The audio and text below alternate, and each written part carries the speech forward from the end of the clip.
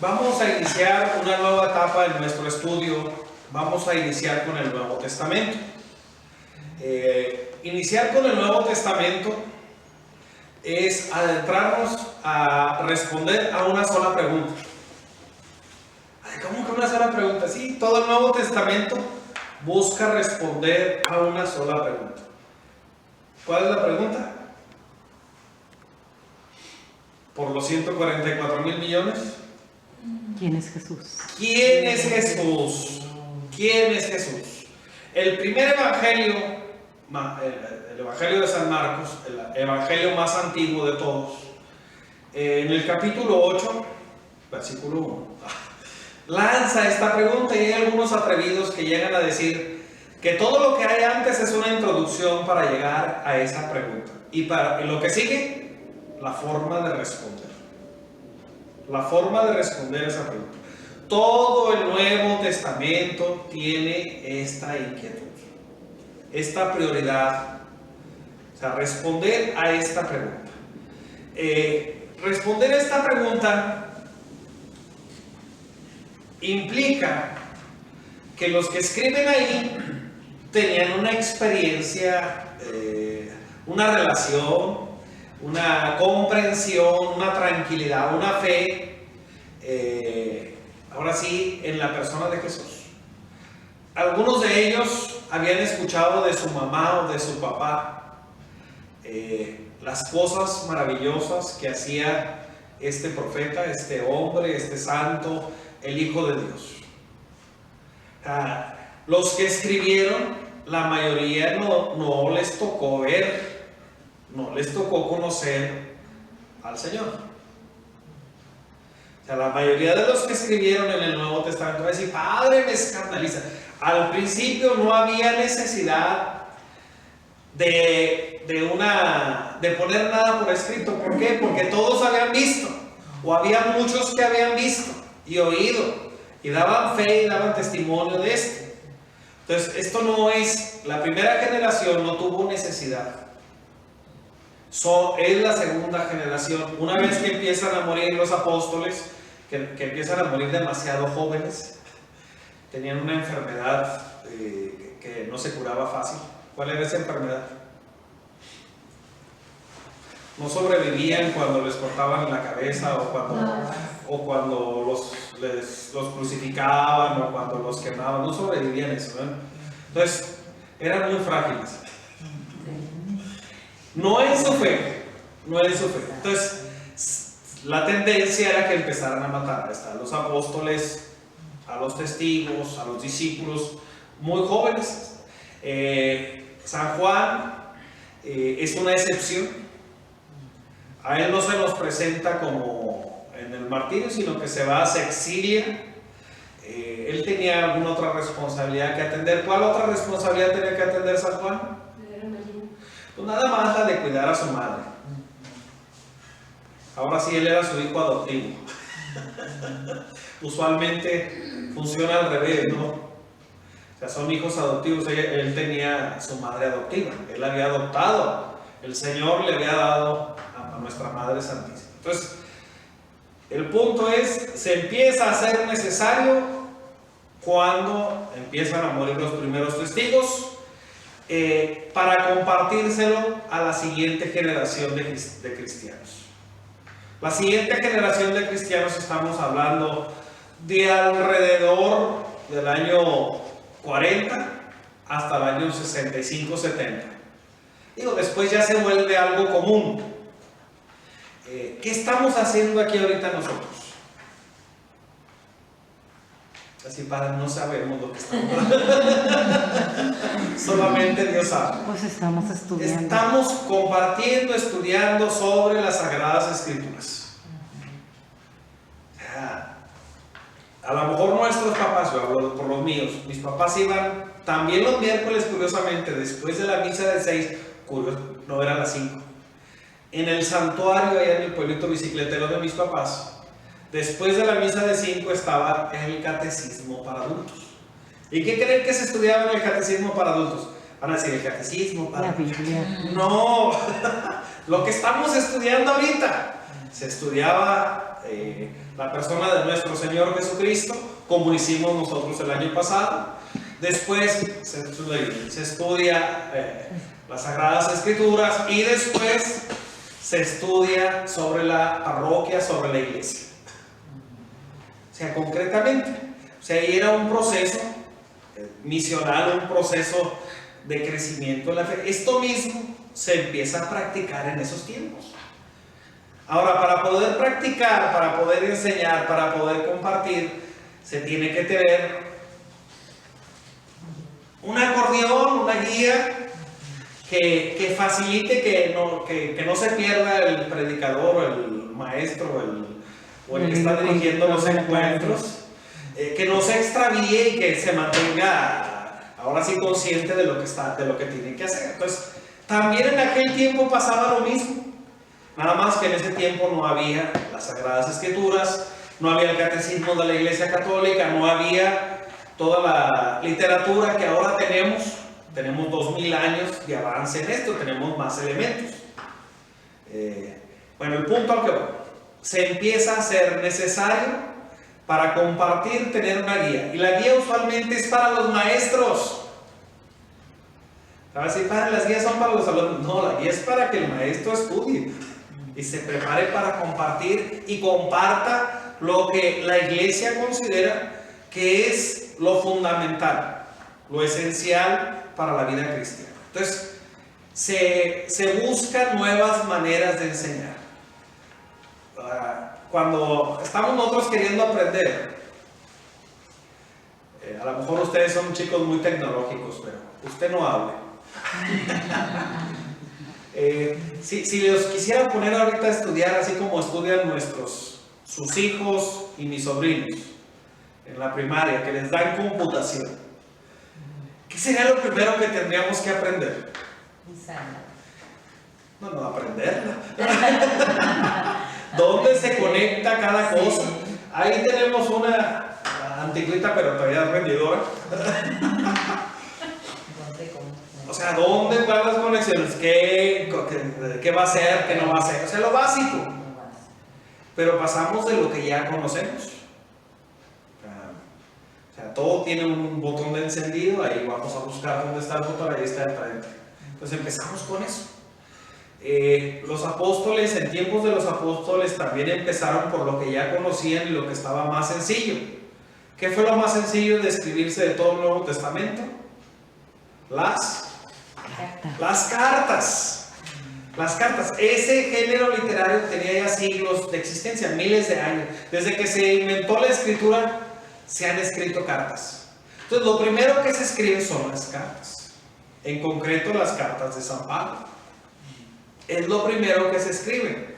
San Pablo escribe muy poquito tiempo después, hacia el año 36, 37 aprox. Y nos podríamos pelear 3 años más o 3 años menos, dependiendo si aceptan el calendario gregoriano o si aceptan el calendario de Julio César. Nosotros por lo regular ponemos el calendario gregoriano. Y de eso podríamos hablar en otra ocasión. Se llegó a la conclusión de que iba muy adelantado y desfasado el curso del año. Y el Papa Gregorio VIII, séptimo, puedo estar equivocado si es séptimo o octavo, pero es el Papa Gregorio el que dice que había que volver a acomodar el ciclo del año porque había muchos días, porque ya se había recorrido mucho, porque el sistema que tenían era lunar y no era muy exacto.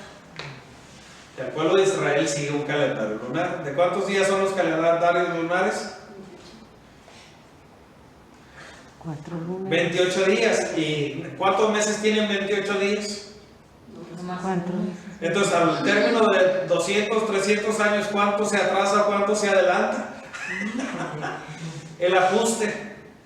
Entonces ya casi le habían dado 3 vueltas o 4 vueltas de más al calendario y el Papa Gregorio dice, un momento, vamos a iniciar ahora con un calendario distinto, un calendario solar, que los meses solares son de 30 a 31 días y febrero de 28 y cada 4 años se hace un ajuste. O sea, cada 4 años se hace el ajuste del año bisiesto. Entonces, pero bueno, no tenía que haberme metido ese error. Pero eso es por los 3 años, porque en algunas partes, así, ¿cuándo nació Jesucristo? 3 años antes de Jesucristo. O sea, de acuerdo a los ajustes del calendario, así fue. Entonces, ¿en qué año murió nuestro Señor? La respuesta correcta sería el año 33 después de Cristo. Pues no, es el año 30 después de Cristo. ¿Y cuántos años tenía nuestro Señor? 33. Entonces, he ahí la problemática de lo que estoy hablando, por eso hago la aclaración. Queda grabado, después habría que hacer una lista de correcciones en algunas cosas que ya después que veo los videos digo, esto no está bien. Se llama fe de ratas. Porque cuando vean los biblistas estos videos van a decir, ay Padre Jorge, San Pablo es el primero en escribir, él retoma un género literario que ya existe, que ya conocen, que es el de la correspondencia, escribir cartas y enviarlas al estilo de aquel tiempo. No eran cartas como los telegramas o como así, no, eran cartas con ganas, de 2 o 3 papiros, ya que se escogía un papiro para escribir, se tenía que sacar jugo y agotarlo, porque no iban, en aquel tiempo no era como nosotros que cortamos un cuadrito y desperdiciamos el resto de la hoja. No, allá costaba, no como ahorita. Pero bueno, él es el primero en escribe con cartas, pero él le escribe a personas que conocen la historia de Jesús, que conocen los acontecimientos, que están al pendiente de saber quiénes son los apóstoles y cuál ha sido la experiencia que han tenido. Entonces escribe para personas que ya tienen un conocimiento de Jesús. Pero después de él se abre una necesidad. Empieza a haber esta generación de los que no conocen a Jesús. Y entonces hay por ahí alguien brillante llamado San Marcos, evangelista, que inventa un nuevo género literario que se llama evangelio. No existía, es un género literario nuevo. Es un testimonio, un manual de catequesis, de enseñanza de la fe, escrito en forma de historia que busca darnos a conocer quién es Jesús. Y es la base para que haya muchos que escriban en este género literario. Hay un boom, pero la iglesia nada más recibe 4 evangelios en este sentido como parte de los libros canónicos del Nuevo Testamento, libros inspirados, libros en los que la iglesia se reconoce a sí misma presente en la imagen de Jesús. Recuerden que nosotros creemos que la iglesia es el cuerpo místico de Jesús. O sea, la iglesia es el cuerpo de Cristo. Tiene que haber un reconocimiento entre lo que se escribe y lo que la iglesia celebra y lo que la iglesia vive. Tiene que haber un reconocimiento. Donde no hay reconocimiento, entonces caemos en la categoría de fariseos, hipócritas, sepulcros blanqueados y todo lo demás. Cuando no hay esa identificación, entonces estamos en eso. Estamos en ese terreno. Hay algunos hermanos protestantes y también católicos que se preguntan dónde están las verdaderas palabras de Jesús. Así sabemos que se escriben los evangelios. Y los evangelios ponen en boca de Jesús palabras muy concretas. Por ejemplo, el domingo, otro examen. El domingo pasado eran las bienaventuranzas. Este domingo, ¿de qué trataba el evangelio? De la luz. Ustedes son la sal de la tierra y la luz de las naciones. Entonces, esta exigencia de hacer, de tomar, de modelar lo que las bienaventuranzas representan en la vida de todos los días. Entonces, pero bueno, el punto es, ¿cómo sabemos que son palabras verdaderamente de Jesús? En latín lo decían de una manera muy bonita. Ipsissima verbi Christi. Ipsissima verbi Christi. No sé latín y puede estar mal pronunciado si lo veo un latinista no estoy seguro si es verba o verbi. Creo que es verbi, por eso dije así. Entonces, pero puedo estar equivocado en la Rosa Rose, que son las declinaciones de latín, ¿no? Pero es ipsissima verbi Christi, que significa... A ver, pronúnciese la U. No. Que significa las palabras verdaderamente de Cristo, las palabras verdaderas de Cristo. Ahora sí, las palabras de Cristo, tal cual. ¿Cómo se conservan? Si alguno tiene la experiencia va a saber de lo que estoy hablando, si no la tiene, ahí ustedes. Cuando nosotros nos reunimos, hablo de nosotros, mis hermanos, mis hermanas, empezamos a recordar las palabras de nuestros papás. Verba Christi. Tanto papá como mamá. Empezamos a recordar. Y a veces a alguno le cambia algo a la palabra. Dice, no, tú estás agarrando nomás lo que te conviene. Él lo dijo así. O sea, y hay la corrección. O sea, hay una puesta en común. Claro, había muchas personas y no podemos acomodar las palabras para que digan lo que yo necesito, lo que yo quiero en ese momento. Entonces lo mismo hicieron los cristianos en aquel tiempo. Los que habían escuchado a Jesús, miembros de la iglesia o de las iglesias, guardaron palabras muy concretas de Jesús. O sea, que servían de guía y para desarrollar todo lo demás. O sea, palabras que él dijo y cuando uno escucha a alguien hablar, se le graban más algunas palabras.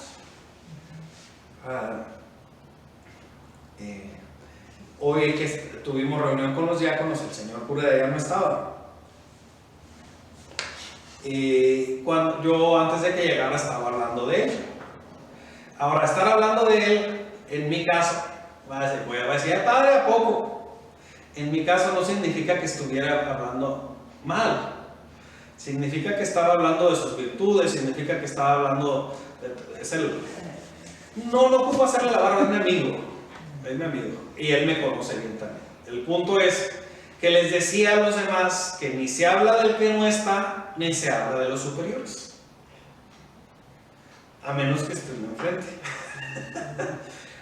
Y estando en Roma, a cierto hermano sacerdote, le puse 2 reglas para entrar a mis santos aposentos. Una de esas reglas era que no se hablaba de los que no estaban y que no se hablaba de los superiores. Y me dijo qué iba a hacer si hablaba de alguna de esas 2 cosas. Y le dije que le iba a dar una cachetada. Y se puso a hablar y se la di. Pero no fue bullying ni fue aprovecharme. El padre estaba más fuerte que yo y más joven que yo. Pero no lo volví a hacer. O sea, no pensaba que tuviera esa... No, a lo mejor de que sí, pero no pensaba que tuviera ese principio tan firme. O sea, cuando recibía yo a alguien, siempre le hacía la aclaración. Aquí no vamos a hablar de los que no están, ni de ninguno de los superiores. Sean obispos, sean rectores, sean lo que sea, no vamos a hablar de ellos. Si quieres hablar de ellos y tenemos pantaloncitos, vamos directamente a donde están y ya se los decimos. Pero nada de morder sotana. Esto en casa estaba prohibido. Se podía hablar de muchas cosas y con mucha libertad, pero no se podía morder sotana, era el lema. Porque decían, si muerdes sotana te envenenas. O sea, el punto era no se podía hablar y y nos visitaba, gracias a Dios, seguido el señor cura. Y cuando llegaba, ahora sí, dígale a él lo que le tenía que decir. O sea, dígaselo de frente. No, pues el señor cura medía como unos 90 de estatura. Todavía hasta la fecha, ya está bien grande. Fue 20 años párroco en la parroquia donde yo estuve. Y es mi padrino de ordenación, por cierto. Uno de mis 2 padrinos de ordenación. Y todavía sigue midiendo como un 86, un 85, y a pesar de que ya tiene como 80 años. Ya debe tener más de 80 años, ¿eh? Pero bueno, donde esté le mando un gran saludo. Dígale lo que quiere. Bueno, entonces se ponían de acuerdo para que esta memoria activa y creativa de las palabras verdaderas de Jesús se mantuvieran fieles ahora sí a la historia y obviamente a la persona de Jesús. Este es un proceso muy importante, es un proceso humano que se lleva a cabo en nuestras propias familias. Si tienen la experiencia, igual con mis abuelos. Mi abuelo no decía groserías en español nunca. Las decía en inglés. Entonces, estando trabajando en el programa de braceros allá en el otro lado, pues les dieron papas como 3 meses seguidos. Y la carrilla era que le decían que eran muy sanas, muy sanas. Y él se aventó la frase de la grosería de sana. Son sanas para viejos. Dijo una grosería que no puedo pronunciar. Usualmente no, yo sí las digo en español. Pero a mí no se me salen, las digo consciente y nada más cuando siento ganas de decirlas. En este caso, él nunca dijo groserías en español. Nada más las decía en inglés. ¿Porque pensaba que no entendían, padre? No ocupaba decir groserías, las decía. Era muy alegre y todo. Pero el punto es que hay frases que él decía, por ejemplo el de las papas, que a nadie se le olvida. Y si alguien me dice, ay, es que él nunca decía groserías. Nada más a las papas. Nada más a las papas. O sea, no me van a poder sacar de él nunca decía. Igual, cuando quieren poner a los abuelos como ejemplo, de abuelo no sería un buen ejemplo. Así como, era un hombre santo. Pero tenía él sabía hacer cohetes y sabía tronarlos y aventar buscapieces y aventar. Y no se detenía. O sea, para hacer bromas y bromas fuertes, bromas de ahorita regreso y aparece en San Francisco, allá de los güeros. O sea, desde Jalisco hasta San Francisco y ahorita regreso. O sea, hacía de esas bromas. También rezaba el rosario todos los días y también iba todos los días a misa de 5 de la mañana durante las mañanitas. Tocaba en la banda del pueblo, tenía su parcela, era muy trabajador. Entonces, pero todos los días en la mañana se echaba una lipus. ¿Sí sabe lo que es una lipus? No. Es un chat de tequila, un caballito de tequila. Y agarraba el galón y a todos los que hubieran, de cualquier edad que fueran, si podía decir que sí, se lo podía tomar. Si estaban muy chicos, decía yo le ayudo. O sea, muy chicos, aunque pudieran decir que sí, decía yo le ayudo. Pero si decían que no había problema, él se lo tomaba. Y esto era todos los días en la mañana, antes del desayuno. Entonces, ¿Y usted sí se tomó su alipus, padre? ¿Se lo tomó la abuela? Cada que podía. Tuvo muchos años viviendo. Sí, pero no nos servía igual, aclarando, nos servía menos. Pero ya no era prohibitivo, nos enseñaban a tomar desde chicos. Así, ¿cómo que nos enseñaban? Sí. Ahorita no les quieren dar de tomar hasta que cumplan 18 o 21 y llegan y lo primero que hacen es ponerse graves. Y en cualquier esquina y manejando. A uno le enseñan en su casa la responsabilidad y el cuidado y lo que uno tiene que hacer. Es decir, en casa hasta ahorita no hemos pagado.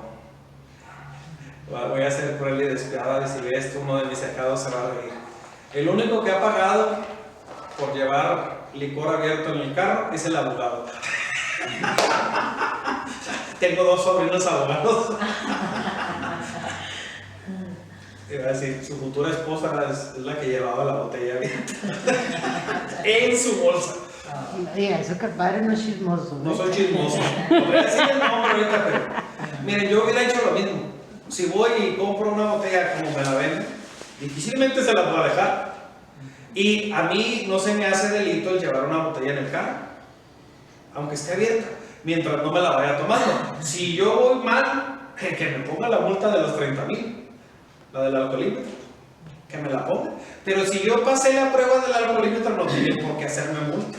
Exacto. O sea, yo puedo llevar un bote, digo, ¿para qué lo llevas? Tíralo. Pero una botella que vale 1,000 pesos o que vale 2,000 pesos, ¿por qué la voy a tirar? Y la puedo llevar abierta, frente o atrás, mientras nadie vaya empinándola. Pero es mi opinión, la ley dice que no, ¿eh?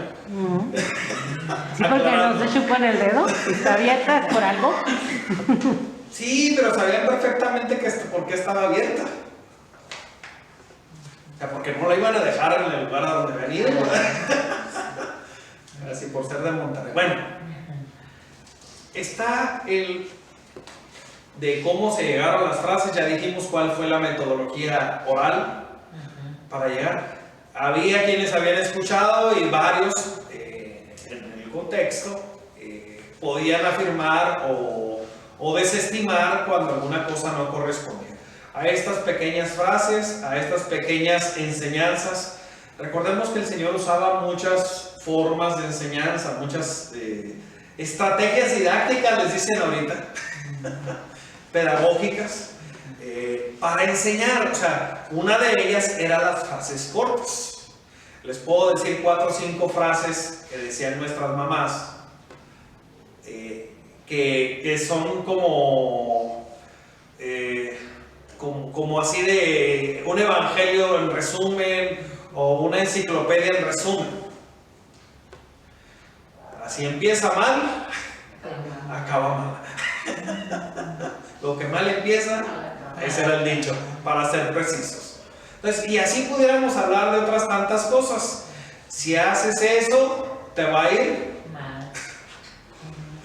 Entonces, y así hay más frases de este tipo así, que están hechas para que las entienda uno desde que tiene 6 meses, 5 meses.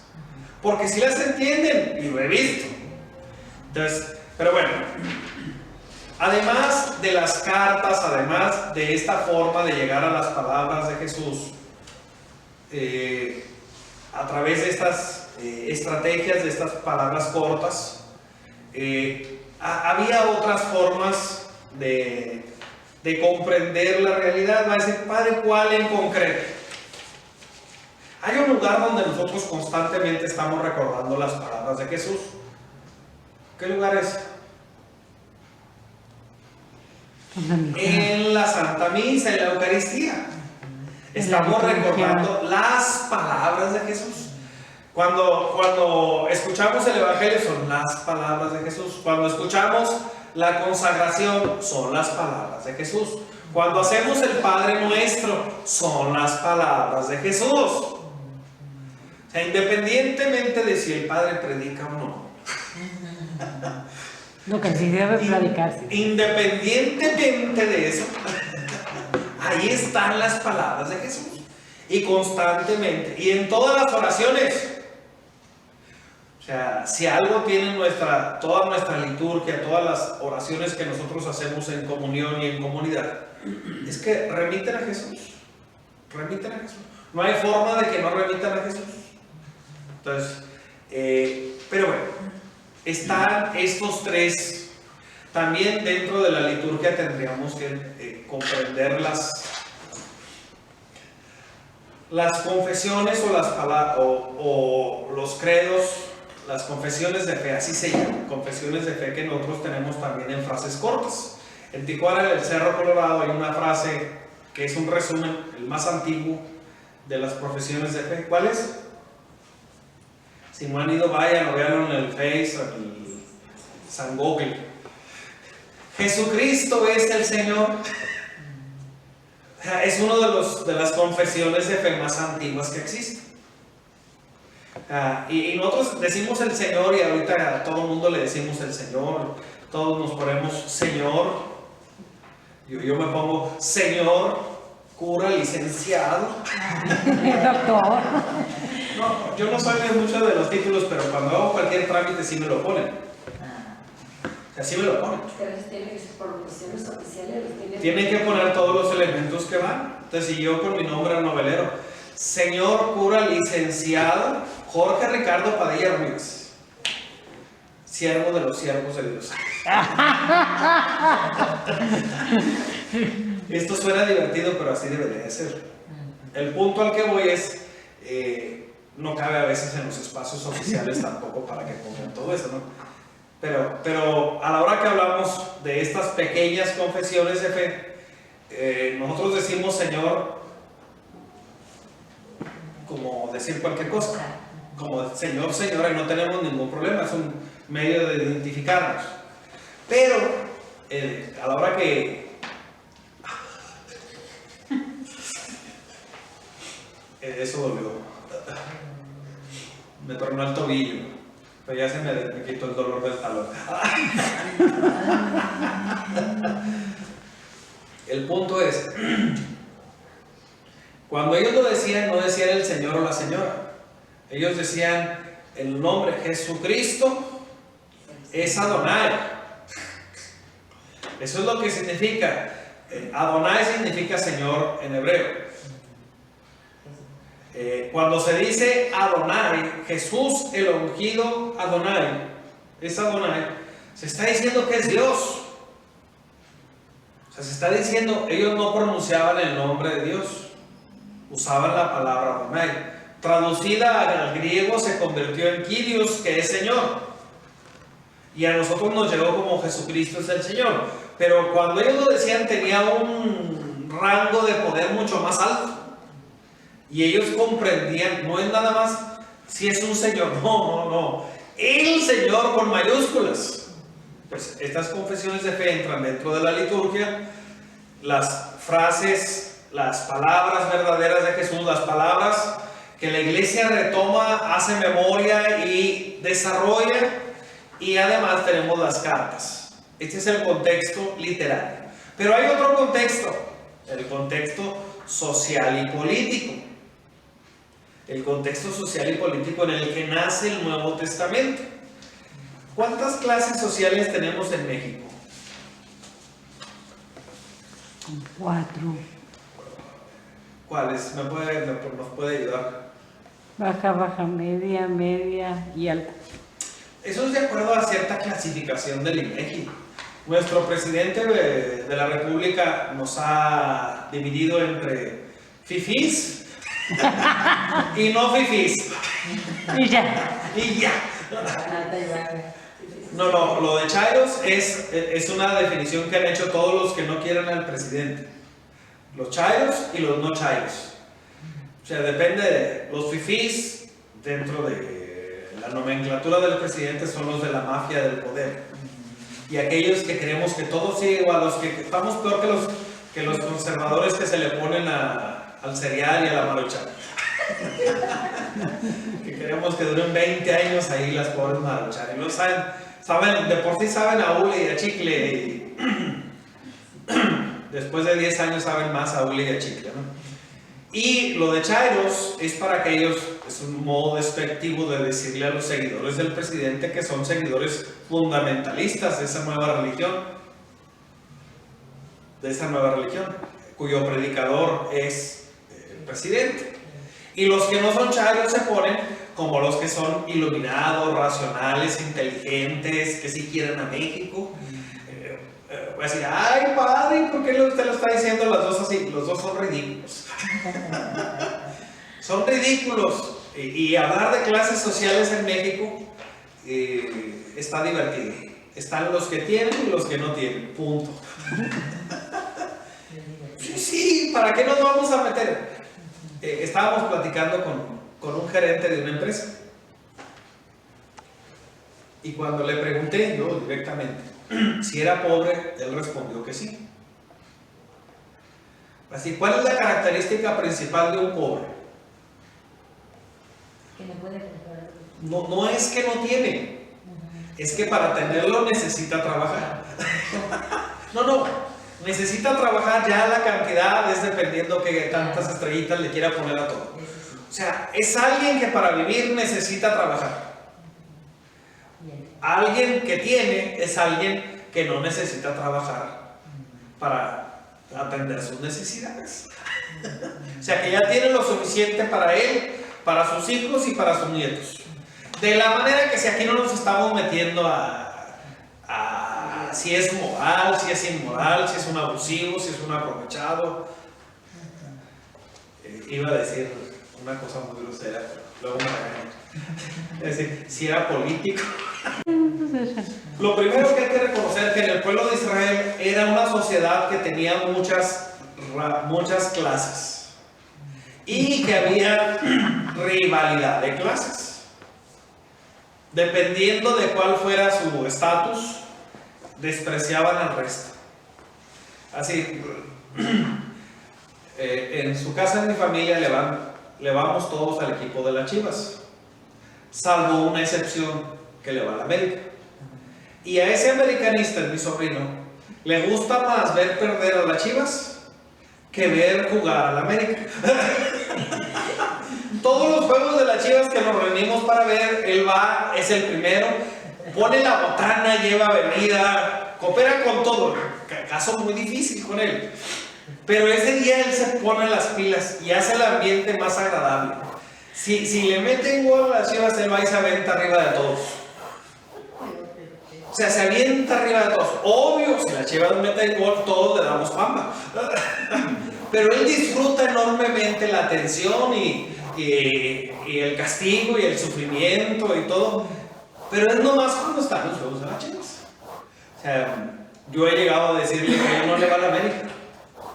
Que él es alguien que es chiva de closet. Entonces, pero bueno, esa es carrilla aparte. Las razas de ese tiempo es como nuestro país hace unos 30, 40 años, donde la gente de Jalisco, la gente del DF y la gente de Monterrey no se podían ver en pintura. Acá como tenemos gente de todas partes y hemos tenido gente de todas partes, no nos entra en nuestra cabecita. O sea, yo me sé chistes muy sangrones de ellos, que todavía se contaban cuando yo estaba chico. Pero en la actualidad nosotros no tenemos, somos cosmopolitas en nuestro propio país, no tenemos ni el más mínimo problema. A como tenían ellos, que era una competencia, y todavía tienen entre ellos, una competencia así como cuál es la polis más elevada de todas, cuál es la más popis, cuál es la más fifí. Bueno, ese es entre ellos. Eso había también en tiempos, pero allá se llevaban un poquito más fuerte. Vamos a poner el ejemplo de los samaritanos. ¿Cómo les decían los del pueblo de Israel a los samaritanos? Perros. En aquel tiempo es igual, y no era porque le fueran a los cholos de Tijuana, aclarando, no era por eso. O sea, era porque eran los descendientes de aquellos que habían sido invadidos por tiempos de Asiria 7 siglos antes. O sea, 7 siglos antes, y todavía seguían viéndolos como cruzados con ellos, como usan una palabra ahorita que a mí no me gusta, mixteados. ¿Qué es eso? Revueltos, mezclados. No ocupo decir mixteados. ¿Qué es eso? Mezclados, revueltos, se habían casado unos con otros, habían regresado con más tranquilidad y menos fundamentalismo, sin tanto, ahora sí, para ellos era más importante la letra que la persona, para ellos era más importante la persona y la letra. Bien, gracias. Sí había que corregir, pero estaba mejor la perspectiva. Entonces había ese tipo de broncas. Pero además había, por ejemplo, ¿de dónde decían que era Jesús nuestro Señor? Esa es una buena pregunta para hacerles. Galileo. Unos decían Jesús el Galileo, otros decían Jesús Nazareno. ¿Y de dónde era él? Judío. Sí, pero ¿de dónde era? De Belén de Judá. ¿Dónde estaba Belén? De Belén de Judá. en Judea. A lo que voy es, uno es donde nace, uno es donde se hace. Es pregunta bien.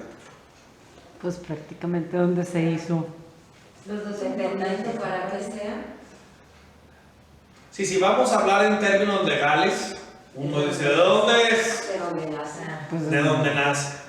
Pero la realidad es donde es conocido.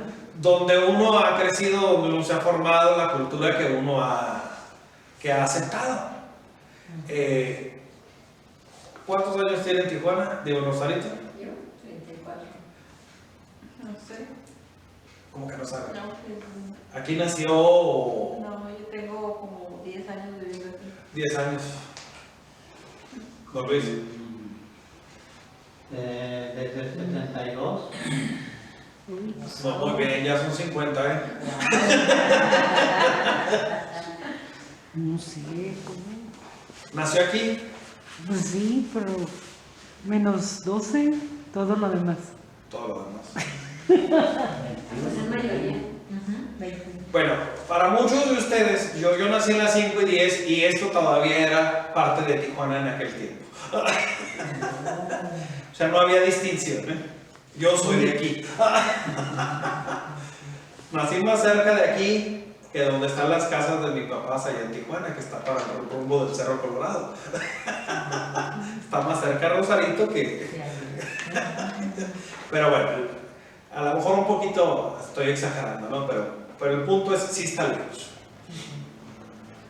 A lo que voy es, para muchos de ustedes, la mayor parte de su vida ya la han vivido aquí. Pues sí. Y si ustedes van a los lugares donde nacieron, les van a decir que ya se hicieron norteños y que hablan como norteños. Aunque ustedes juren y perjuren que no tienen acento del norte. Aunque juren y perjuren, no, a lo mejor no tenemos del norte como en Monterrey o como en Chihuahua, pero de que tenemos nuestro acento nos lo portamos sabroso. O sea, llegamos allá y nos dicen, qué fuerte tienes el acento. Yo así hablo. Pero ¿por qué gritas? Es que No me estoy gusta que gritando, escuchen. sí, no. Entonces, el punto es, ¿de dónde era nuestro Señor? Pues era Galileo. Así Sí. le decían. Sí le decían así, pero le decían Era de Belén, le decían Nazareno. Ahora, ¿quiénes eran los nazarenos en tiempos de nuestro Señor? Pues, Era la gente ignorante. Si en México busquen un lugar eran los no fifí. donde hablen chistoso, yo les doy carrilla, mucha carrilla a los de Guasave. De las personas más inteligentes que me he topado en mi vida son de Guasave. O sea, a la hora de darles carrilla es por el estereotipo. Pero entre los de Guasave, los de Sinaloa y los de Yucatán, yo creo que se llevan la palma de acentos más divertidos del país. De los acentos más divertidos, al menos para mí. Y no estoy diciéndolo en sentido peyorativo. Tienen un acento cantado, vocalizado y con alargaciones de las palabras bien divertido para mí. Claro que ellos piensan lo mismo. Yo tengo amigos en todas estas partes y ellos piensan lo mismo de mí, que tengo un acento bien divertido, no muy cantado, pero sí. Entonces, ¿de dónde era nuestro Señor? Él era Nazareno. ¿Qué les daban carrilla? Que no pronunciaban bien el español. Bueno, en ese tiempo el hebreo, no el arameo, que era lo que... El arameo. O sea, que no lo sabían pronunciar, así como nos acusan a nosotros. Nada más porque se nos van los fistes y los vinitstes Y ahí ya. y los parqueates y los mixteados. Nada más porque se nos van esas palabrejas. Si estuviera alguien en mi ámbito sacerdotal, me ha tocado mucha gente que habla el español bellísimo y que lo entiende y que lo sabe, y cuando me escuchan sufren conmigo. Igual como piensan así, en aquel tiempo era lo que pensaban también de la gente de Nazaret. O sea, que era gente rústica, que no se le entendía lo que hablaba. ¿Han hablado alguna vez con un cubano? Sí, ¿Qué idioma hablan los cubanos? Saben el español, pero pero su tienen español. muchos modismos diferentes a los que nosotros tenemos. Simplemente de aquí a Guadalajara, por ejemplo, llega uno pidiendo. Pero bueno, estaban los fariseos, estaban los saduceos. ¿Cuál es la diferencia entre los saduceos y los fariseos? Ya sé que van a decir que unos creían en la resurrección y otros no. Además de eso, Pues los fariseos eran más piquis que los saduceos, ¿no? curiosamente, no. Los fariseos, por lo regular, todos eran laicos. Los saduceos era la aristocracia sacerdotal. En aquel ¿Los tiempo, piquis eran los saduceos? ¿mande? Los piquis eran los saduceos. Los más piquis eran los saduceos. Eran los que tenían derecho hereditario y nada más si eran de la casa de Aarón me iban a trabajar ahí. Era muy diferente el tipo de sacerdocio de aquel tiempo. Bueno, de menos a como se practica en nuestros tiempos, ¿no? Estamos hablando de personas. Decir que era sacerdote no quiere decir que se dedicaba al sacerdocio. Así, ¿cómo? Eran de la tribu sacerdotal, tenían su esposa, tenían sus hijos, tenían su trabajo.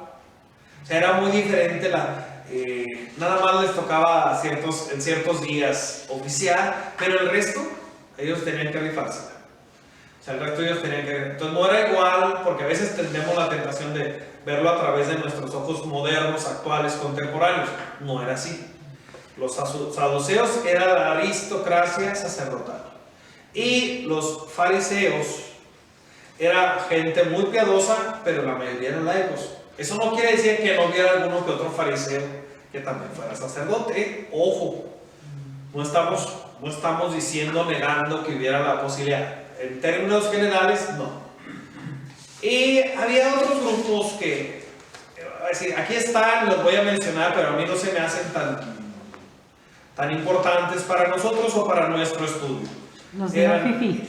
Eran los esenios y eran los celotes. Los esenios se retiraron con un deseo de purificación al desierto. El deseo de purificación implicaba alejarse de la mujer y alejarse de la ciudad. Ahí era un escape. Así, padre, ¿y por qué hablaban así? Esa era su bronca de ellos. Yo no me estoy diciendo las características. Vivían aparte y vivían en comunidades cerradas, dedicadas al estudio y al trabajo. Era gente que le echaba muchas ganas a sus... Era como un monasterio de hombres de aquellos tiempos. No era un monasterio de hombres, pero era como un monasterio de hombres, donde le tienen que entrar al pico, a la pala, le tienen que entrar a la albañilería, le tienen que entrar a todo, y ahí mismo. El trabajo es la oración y el trabajo. Hora es la hora. Y además de los esenios estaban los celotas. Los celotas eran grupos de resistencia armada. Eran como nuestros guerrilleros allá en Chiapas y en aquellos lugares. O sea, que estaban en contra del supremo gobierno, que están en contra, en aquel tiempo estaban en contra de Roma. Al decir Roma no me refiero a la iglesia, me refiero al imperio. Digo, hay que distinguir porque luego se nos hace fácil. Sí, yo también estoy en contra del imperio. Estás hablando de la iglesia, mi hermano. No es lo mismo. Pero bueno, el punto. Estos tenían el campo de las armas abierto. Asesinaban a veces a cualquier soldado romano, a cualquier ciudadano romano que se les atravesaba en el camino. Y su intención era lograr la independencia de su país. Que lo único que ocasionaba este tipo de acciones era que llegaran con más fuerza los romanos y mandaran más soldados y llegaran a desaparecer la ciudad completamente en una de esas. El emperador Tito en el año 62, 68 o algo así. Así ahorita ya a estas horas ya bueno, no voy a decir, dejémoslo de la fecha abierta, pero él destruyó la ciudad de Jerusalén y el templo por esto, por por las revoluciones, por las revueltas, por la violencia, por todas estas cuestiones. Último punto.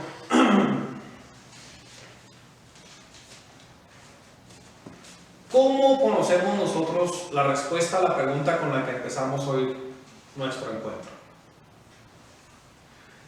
Si quisiéramos pensar un lugar, un espacio dentro del Nuevo Testamento donde se responda a esta pregunta, ¿cómo cuál se nos ocurre?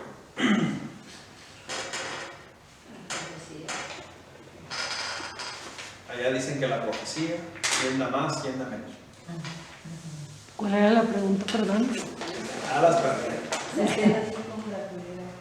Bueno, el punto es quién es Jesús. Para responder a esa pregunta hay un pasaje que nos ayuda mucho y es el de los discípulos de Emaús. Ya, ¿cómo respondemos a la pregunta de quién es Jesús? Así como los discípulos de Emaús. En aquel tiempo así se respondió y también en nuestro tiempo tenemos que responder de la misma manera. Así como hay caminos para acercarnos a Jesús.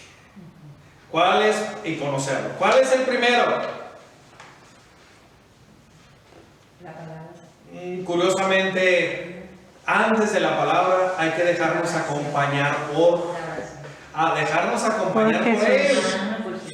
Dejarnos acompañar por Jesús. No es la palabra. Primero es dejarnos acompañar y hacer camino juntos. Esto es lo que enseñan los discípulos de Emaús, el camino de Emaús. El caminito de Emaús así es. Primero déjate acompañar por Jesús. Pasan cosas raras. El día de ayer me hablaron para darle seguimiento a se me bloqueó una de las cuentas y pues hablé para que me dieran asesoría para poderla desbloquear y poderla utilizar. Me hablaron ayer para darle seguimiento, que si todo estaba bien, y se me ocurrió decir a mí, gracias a Dios todo está bien. Y el que me estaba atendiendo perdió la cabeza. Me dijo así tal cual, sí sabe lo que usted dijo es una soberana estupidez. Así tal cual. ¿Cómo te fue? Así tal cual estaban haciéndome en cuanto a la cuestión del servicio que había dado anterior y tanto esta, iba perfecto con una amabilidad terrible. Pero se me ocurrió mencionar a Dios. Y aquel perdió el piso. Totalmente. Empezó a atacarme y a decir que él era hijo del diablo. Tal cual. Tal cual. Le decía yo, te van a correr del trabajo si te están monitoreando. No importa, yo soy hijo de Satanás. O sea, dicen, ay padre, ¿por qué está diciendo esto? Dejarnos acompañar por Jesús implica que nosotros estamos al pendiente de qué más se nos quiere colgar. ¿Sabes? ¿Cómo que se nos quiere colgar? Sí. Que más se nos quiere colgar en el camino. Va a decir, ay padre, esto está saliendo del tema. Dejarnos acompañar por Jesús es dejar de dejarnos acompañar por otras cosas más. En el caso de los discípulos era su tristeza, su desesperación, su fracaso, sus crisis. En el caso de los discípulos de Emaús, eso no les estaba sirviendo. Si se deja acompañar uno de esos, no va a salir de perico pobre. Otro dicho de mis santos padres. No he conocido nunca a un perico pobre o rico. Perico perro, padre. Perico o perro. Pero el punto es que así decía. Entonces, dejarnos acompañar por Jesús primero implica reconocer que nos está acompañando, que estamos dejando que nos acompañe. Primero.